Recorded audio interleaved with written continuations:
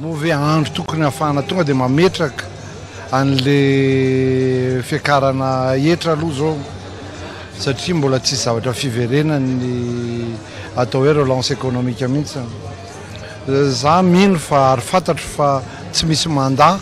ny fampandrosoana amin'ny firenena ary ny fanovana momba fitakiana hetra mihitsy fa tokony tsy hoetra ho takiana be fatany satria soko dia hetra mamono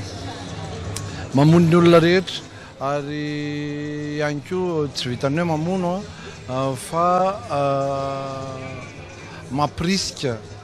ny atao hoe corrompu et corrupteur. Matoantsika ohatra zao dia mila fanovana satria tsy nety foana teo fa na izany ary ngamba rehefa zay mangataka mihitsy any amin'ny 2015 any vao tena apetraka amin'ny fanovana fa hampiomanina ny olona azo atao tsara ny manomana.